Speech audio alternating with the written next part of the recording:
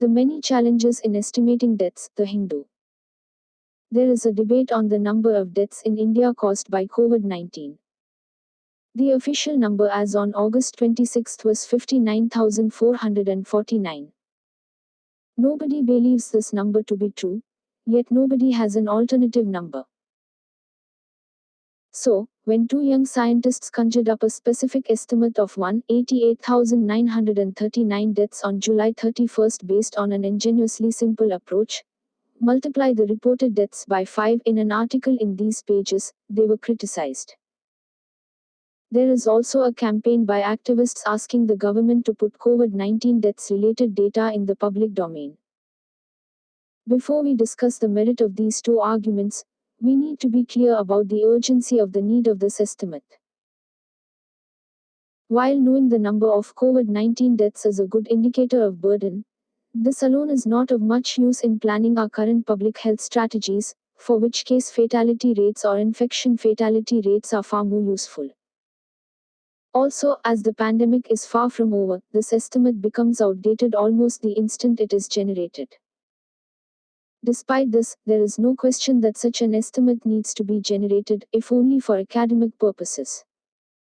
It also gives us an opportunity to be better prepared for such estimations in future. There are two kinds of challenges in estimating the number of deaths due to COVID-19. The first is related to weaknesses in our mortality surveillance system, the second to COVID-19 specific issues. It might also be relevant to point out that even for other diseases, estimating the number of deaths is a problem. Counting deaths. In an ideal world, we would be able to count all deaths and have a certified cause of death in all the cases. In the real world, we have neither. According to the Civil Registration Scheme report for 2018, 86% of all deaths were registered, with 34% being through hospitals. However, this would not be a good source for cause of death as it is reported by the next of kin at the time of registration. The second source of cause of death is the Medical Certification of Cause of Death (MCCD). As per the report released by the Office of the Registrar General of India (ORGI) in 2018, 1.45 million deaths, 21% of all registered deaths and hence, multiplication by 5 suggested by the scientists, were medically certified. MCCD has an urban bias and there are also issues related to quality of death certification by doctors. The scientists mentioned above ignored the fact that COVID-19 has largely been an urban phenomenon till now, where medical certification coverage is much better, and also did not address COVID-19 specific issues. The third and final source for cause of death is the sample registration system. Here good quality mortality surveillance is carried out in a small representative population. All identified deaths are noted by a trained worker using standard procedures to generate information which is reviewed by a doctor to arrive at a cause of death. This occurs in a small number of deaths, 40,000 - 45,000, nationally per year. However, due to delays in the process, this information is available in the public domain only till 2013.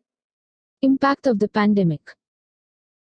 In addition, COVID-19 has adversely impacted death registrations due to lockdowns, travel restrictions as well as social stigma resulting in people hiding these deaths. As COVID-19 moves to rural areas, these challenges are going to worsen. Also, as many of these systems are not yet fully electronic, there will be a delay in the availability of these data even after registration. Thus, it is quite likely that the data available with the ORGI for 2020 will need evaluation for its usefulness for estimation procedures even if made public. I have always supported efforts to put publicly funded data in the public domain. Yet, I would caution against uncontrolled access in this case. Identifying COVID-19 specific mortality is a challenge across the globe. An approach of using reported death data would be applicable if all those who developed COVID-19 were tested and their deaths certified.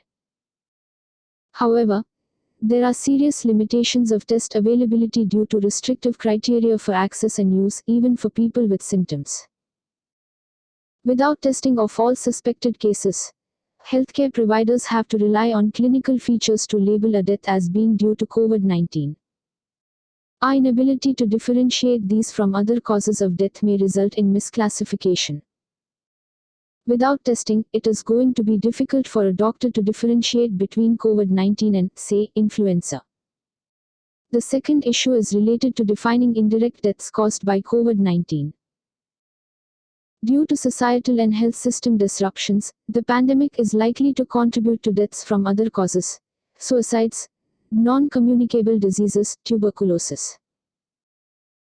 Also, think of a person who had a compromised heart which was worsened when she suffered a COVID-19 infection, precipitating a heart attack, which otherwise would not have occurred now. In a sense, this is also a death caused by COVID-19 as it initiated the final sequence of events leading to death. However, a doctor would certify this as a cardiac death as one cannot ever be sure that COVID-19 initiated the process. How do we include this in our estimate? All these factors will have to be considered when we estimate COVID-19 related deaths. Coronavirus. Delhi municipal count puts COVID-linked funerals at double the death toll. So, what is the way out? Almost all the issues mentioned for COVID-19 are also applicable to influenza. For the swine flu pandemic of 2009, an estimate published in The Lancet in 2012 indicated that the real mortality was 15 times higher than the globally reported laboratory-confirmed cases. For many years, influenza-associated mortality has been estimated using an indirect modeling approach based on the concept of excess mortality. An estimate for influenza mortality in India using the same approach based on above data sources has been generated by my team. Such exercises always give you a range and not a single estimate. Excess mortality. Even countries with near-complete registration of deaths in normal times have acknowledged that their officially recorded COVID-19 death tolls might be underestimates, and they are now focusing on excess mortality, the number of deaths above that expected during normal times. This approach first statistically defines the expected number of deaths in a given period in a given population using past mortality records, and then uses the 2020 mortality data to estimate increase in rates of death beyond what would be expected if SARS-CoV-2 had not circulated. The excess death approach would include deaths directly, pneumonia or other respiratory conditions, as well as indirectly caused by the pandemic or its interventions, cardiac conditions.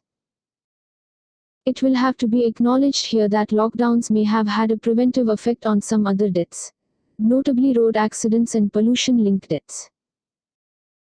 Depending on the availability of data and analytic capacity, this can lead to a real-time measurement of excess mortality, or it could be an exercise done at the end of the epidemic. Data: is India undercounting its COVID-19 deaths? Thus, the estimation of true mortality due to COVID-19 is likely to pose significant methodological and systemic challenges. However, sufficient technical capacity exists in the country to do so. It should be noted that deficiencies in mortality surveillance have existed for a long time. There is no denying that these need to be addressed urgently.